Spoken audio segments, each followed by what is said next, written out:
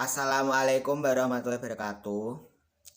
Perkenalkan, nama saya Elangga Prasetya, absen 11 dari kelompok 6, kelas 12 MIPA 3. Assalamualaikum warahmatullahi wabarakatuh.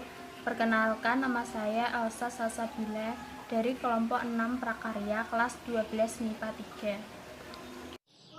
Perkenalkan, nama saya Erni Fatmawati, nomor absen 14. Nama saya Miftahul Janah, nomor absen 21. Perkenalkan, nama saya Zainal Mibi dari kelompok 6 kelas 12 MIPA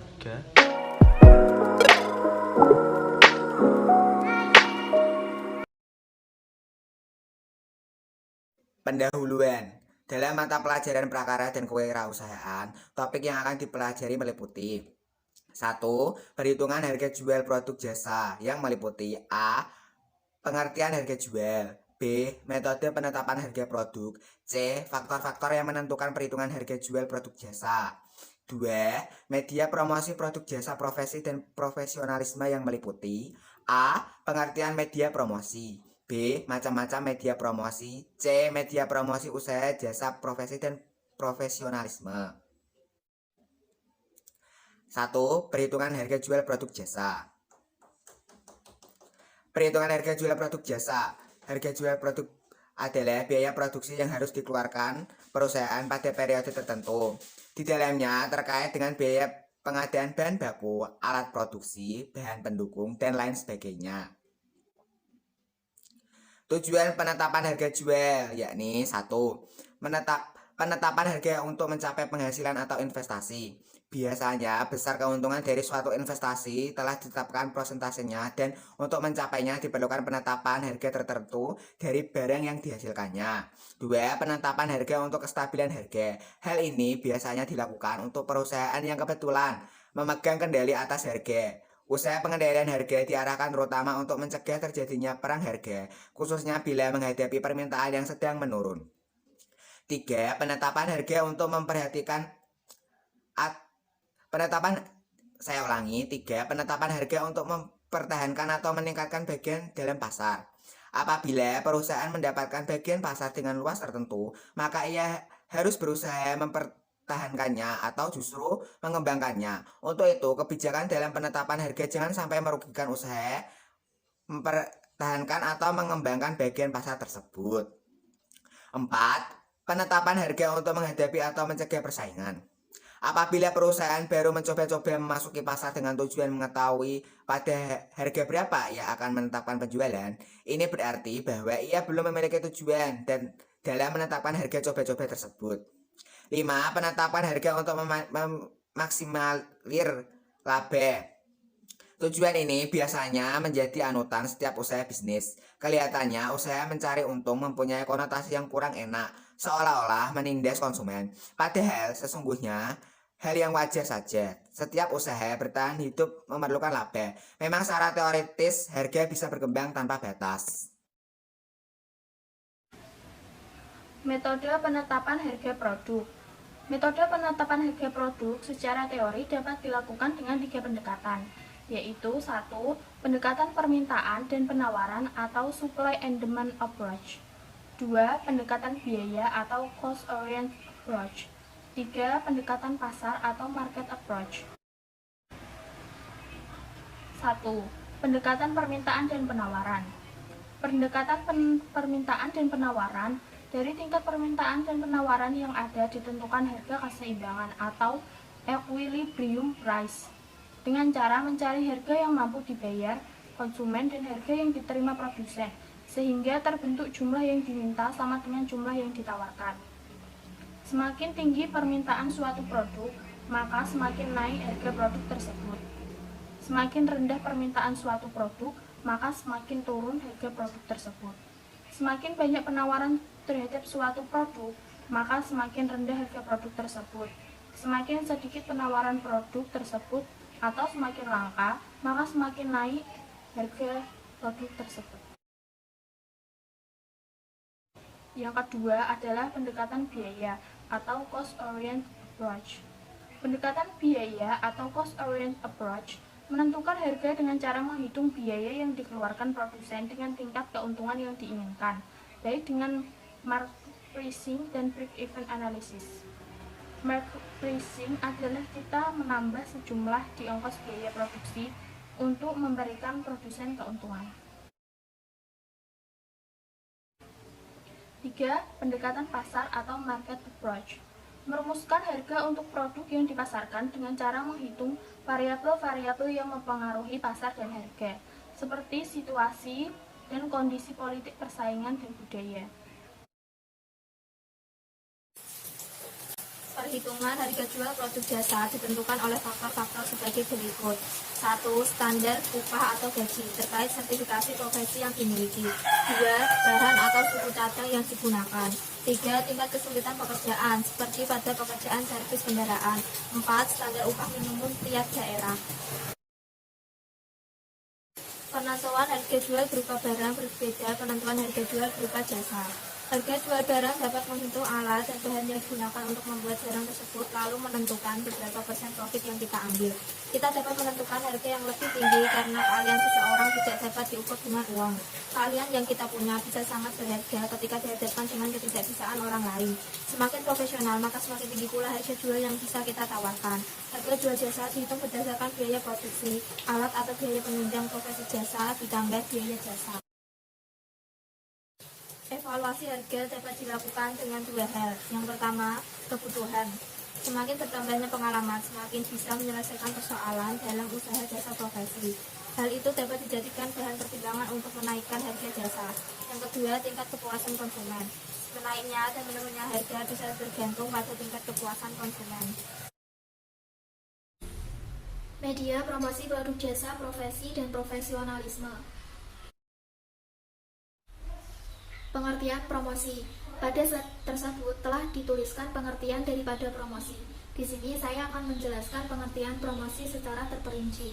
Promosi adalah kegiatan komunikasi bidang pemasaran oleh produsen ke konsumen untuk menyebarkan informasi pasar sasaran atas produk yang telah ditawarkan, guna mendorong konsumen untuk melakukan pembelian.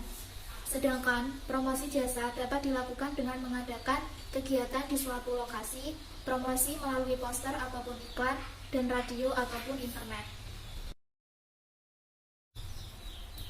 Media promosi dalam pemasaran usaha jasa profesi dan profesionalisme.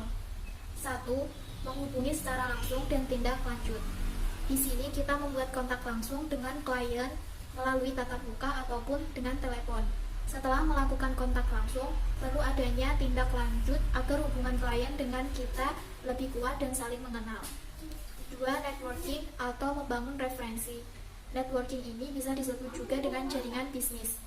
Selain pengertian dari networking di slide tersebut, networking juga didefinisikan sebagai membangun hubungan dengan orang lain atau organisasi lain untuk mendapat referensi yang berkaitan dengan pasar sasaran kita.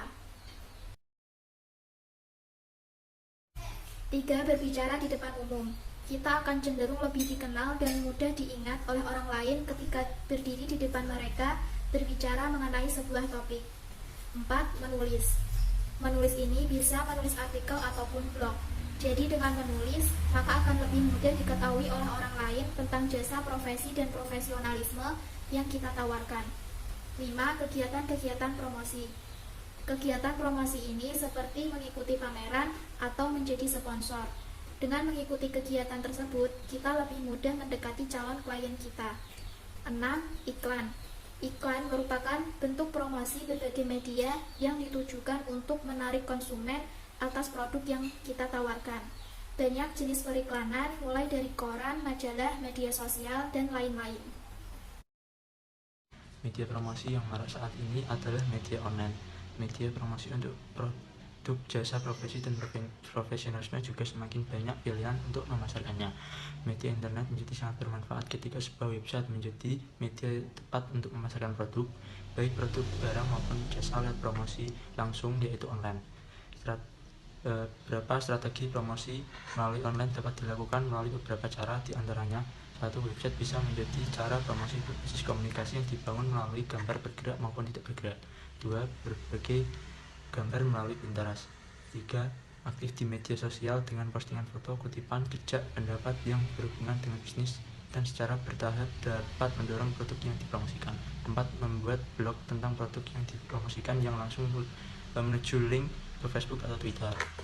5. Jaringan sesama bisnis. 6. Menggunakan iklan. 7. Menulis di media online lain. Ada beberapa tujuan dari promosi, yaitu 1. Menyebarkan informasi produk ke target pasar potensial. 2. Untuk mendapatkan kenaikan penjualan dan profit atau laba. 3. Untuk mendapatkan konsumen baru dan menjaga kesetiaan konsumen. Dan keempat, untuk menjaga kestabilan penjualan ketika terjadi lesu pasar. Kelima, membedakan serta mengunggulkan produk dibanding produk pesaing. Keenam, membentuk citra produk mata konsumen sesuai dengan yang diinginkan. Ketujuh, mengubah tingkah laku dan pendapat konsumen. Nomor 1, kegiatan dan media promosi bergantung dari titik-titik yang menjadi target promosi yang dilakukan. 2. Mengumpulkan nama-nama yang kita bisa manfaatkan untuk menjadi klien referral. Mendapatkan informasi adalah pengertian dari Soal nomor 3. 1. Menyebarkan informasi produk kepada target pasar potensial. 2. Untuk mendapatkan penurunan penjualan dan profit atau laba. 3. Dapat mempertahankan perusahaan. 4. Untuk mendapatkan konsumen baru dan menjaga kesetiaan konsumen. 5. Membedakan serta mengunggulkan produk dibanding produk pesaing. Dari data di atas, manakah yang termasuk tujuan dari promosi? A. 1, 2, dan 3. B. 1, 3, dan 4. C. 1, 4, dan 5. D. 2, 4, dan 5. E. 2, 3, dan 4. Soal nomor 4. Berikut ini merupakan tujuan promosi kecuali A. Untuk mendapatkan kenaikan penjualan dan profit atau laba. B. Mendapatkan konsumen baru dan menjaga kesetiaan produsen. C. Menjaga kestabilan penjualan ketika terjadi lesu pasar. D. Membedakan serta mengunggulkan produk dibanding produk pesaing. E. Citra produk di mata konsumen sesuai dengan yang diinginkan. Nomor 5. Tujuan penetapan harga jual adalah sebagai berikut kecuali A. Penetapan harga jual untuk mencapai penghasilan atau investasi. B. Penetapan harga jual untuk menghindari atau mencegah persaingan. C. Penetapan harga untuk meminimalisir rugi. D. Penetapan harga untuk mempertahankan atau meningkatkan sedianya dalam pasar. E. Penetapan harga untuk stabilan harga. Nomor 6. Perhitungan harga jual produk ditentukan oleh faktor berikut kecuali A. Standar upah atau gaji. B. Standar pengelolaan aset atau jasa. C. Tingkat kesulitan pekerjaan. D. Bahan baku atau suku cadang. E. Standar upah minimum daerah. 7. Menentukan harga dengan menghitung biaya yang dikeluarkan produsen dengan tingkat keuntungan yang diinginkan merupakan pendekatan metode penetapan harga produk. Salah satunya A. Demand approach. B. Supply and demand approach. C. Cost oriented approach. D. Pendekatan pasar. E. Pendekatan promosi. Di bawah ini yang merupakan strategi promosi melalui online, kecuali ialah A. Berbagai gambar melalui Pinterest. B. Membuat blog produk yang dipromosikan. C. Menggunakan iklan. D. Jaringan sesama bisnis atau manajemen. E. Memberikan informasi secara langsung.